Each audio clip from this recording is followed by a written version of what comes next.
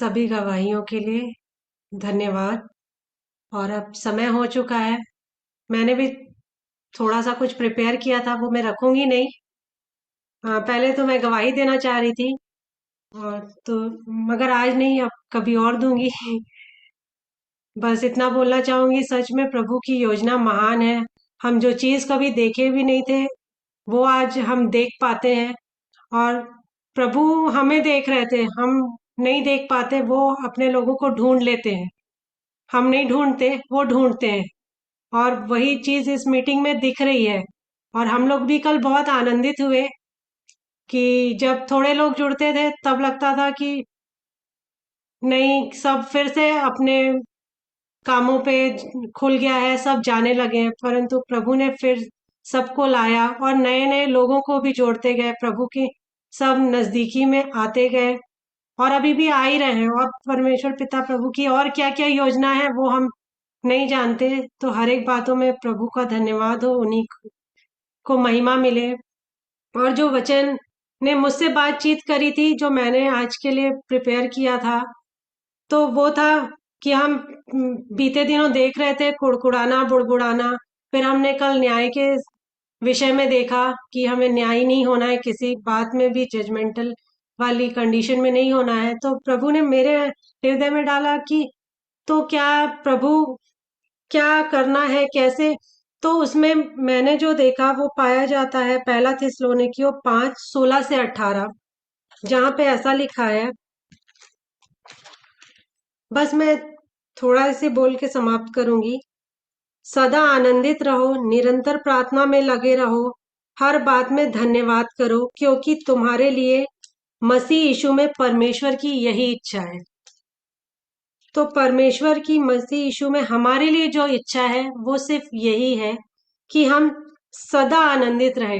क्योंकि हमारा आनंद आजकल, सबसे बड़ा आनंद जो प्रभु देते हैं, वो हम इस संसार में रहते हुए कहीं मिसिंग होती जा रही है। हम किन्हीं और चीजों में अपना आनंद ढूंढने लगे हैं। परंतु प्रभु का वचन बताता है, और हम उस आनंद के कारण जो यहाँ की है, संसार की है, कुछ समय की है, वो हमें मिलती नहीं है।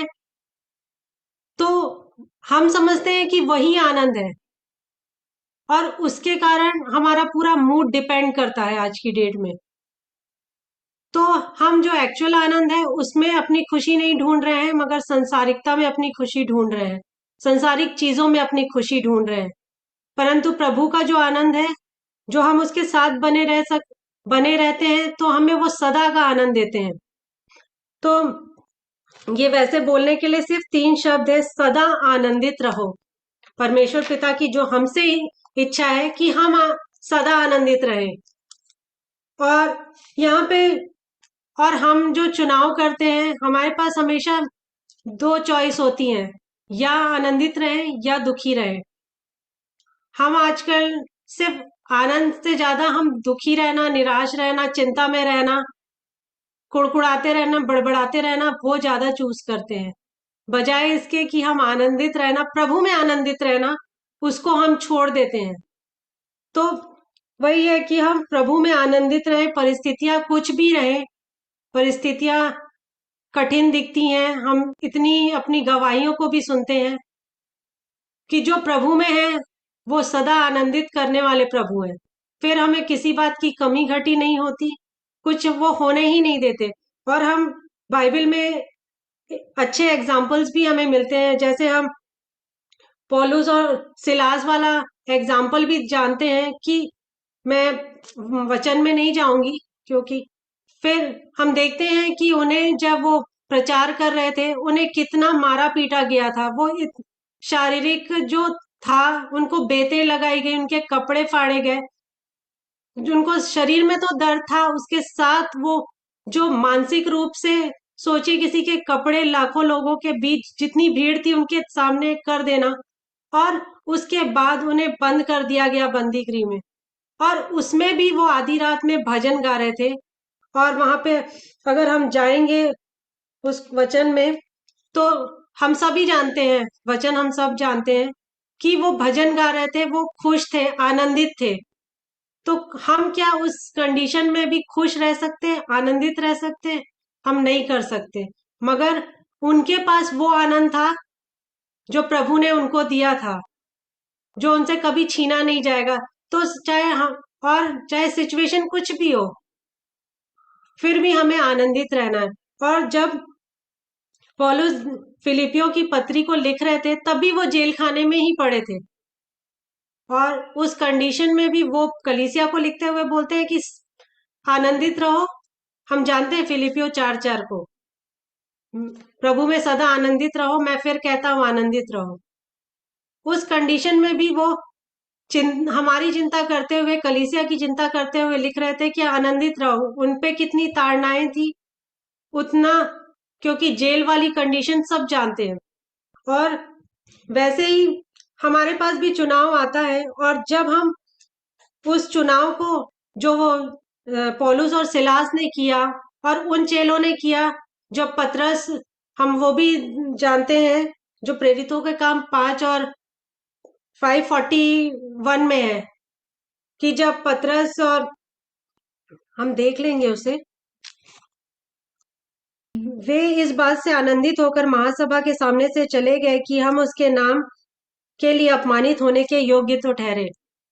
तो वहां पे भी यही बात है कि वो यीशु मसीह के नाम के कारण अपमानित होने के लिए भी वो आनंद की बात समझ रहे हैं उस चीज को।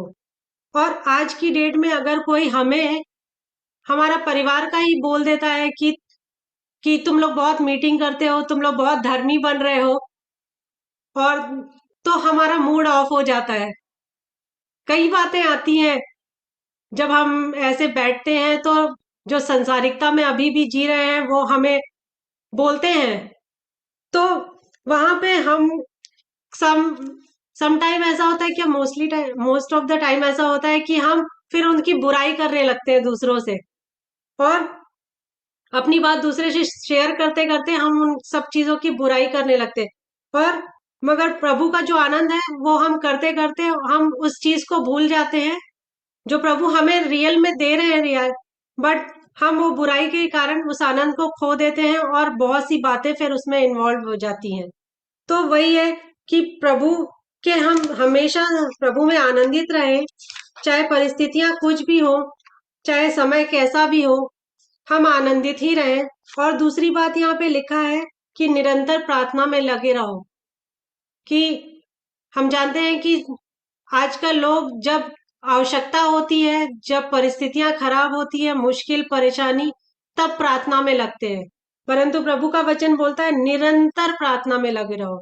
एक दिन नहीं, 2 दिन नहीं, परिवार के लिए नहीं, 4 दिन नहीं, मगर निरंतर, हमेशा आपके मन में प्रार्थना होती रहनी चाहिए। क्योंकि प्रार्थना का ऐसा कोई समय नहीं है, क्योंकि आप अपने पिता से, पापा हमेशा मेरे को बताते थे कि अपने पिता से बात करने के लिए कोई समय नहीं होता, आप उनके पास किसी भी टाइम कैसे भी जा सकते हो। तो और वचन बताता भी है कि निरंतर प्रार्थना में लगे रहो, और प्रभु की हमसे इच्छा भी यही है, परमेश्वर पिता हमसे चाह भी यही रहे कि हम निरंतर प्रार्थना में लगे रहें। तो हमेशा प्रार्थना में लगे रहें। और पहला कुरिन्थियों 14:15 कहता भी है कि हमें आत्मा, बुद्धि में भी प्रार्थना करनी है और आत्मा में भी प्रार्थना करनी है।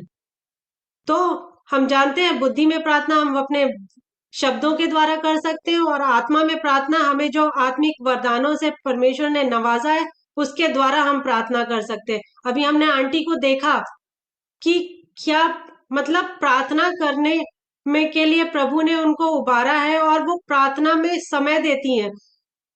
तो और वो हमेशा प्रार्थना करती रहती हैं। तो वैसा ही प्रेयरफुल हमें भी होना है, प्रेयरफुल लाइफ हमारी होनी चाहिए, क्योंकि परमेश्वर की हमसे यही इच्छा है।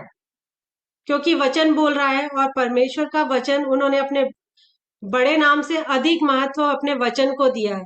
तो परमेश्वर की इच्छा है कि हम निरंतर प्रार्थना में लगे रहें, और हमेशा, और सिर्फ अपने परिवार घराने के लिए नहीं, सबों के लिए प्रार्थना करें।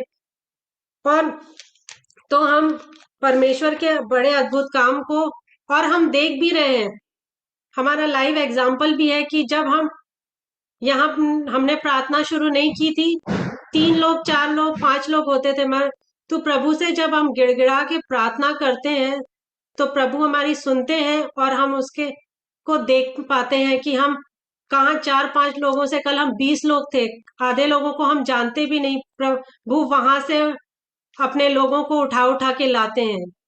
तो प्रभु की इच्छा हमारे जीवन से है कि हम सदा आनंदित रहें, चाहे परिस्थितियां कुछ भी हो, क्योंकि हम अगर आनंदित रहेंगे तो शैतान हार जाएगा, क्योंकि वो हमें देता है चिंता, दुख, परेशानी, मुसीबतें, हम उसी में पड़े रहें और हम उस सच्चे आनंद को जो परमेश्वर पिता प्रभु के पास है वहां जाने से चूक जाएं। और दूसरी बात है कि हर निरंतर प्रार्थना में लगे रहें, चाहे हर समय, ना कि हम खुशियों में प्रभु को छोड़ दें और दुख में पकड़े रहें, परंतु हमेशा प्रार्थना करते रहें। और तीसरी बात जो परमेश्वर की इच्छा हमारे जीवन से है वो है हर बात में परमेश्वर का धन्यवाद करें। हम थोड़ी थोड़ी बातों में धन्यवाद करते हैं और हम संसारिक लोगों के लिए हमेशा ग्रेटफुल रहते हैं कि एक छोटी सी चीज की हम जिंदगी भर याद रखते हैं, मगर परमेश्वर पिता ने जो हम हर समय हर चीजों में संभालते आए हैं उनके लिए हम ग्रेटफुल होना, धन्यवादित मन रखना भूल जाते हैं।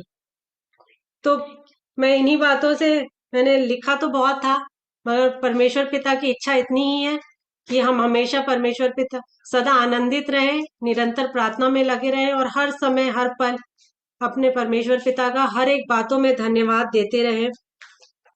तो मैं परमेश्वर पिता का धन्यवाद देती हूँ हर एक बातों में। Thank you so much.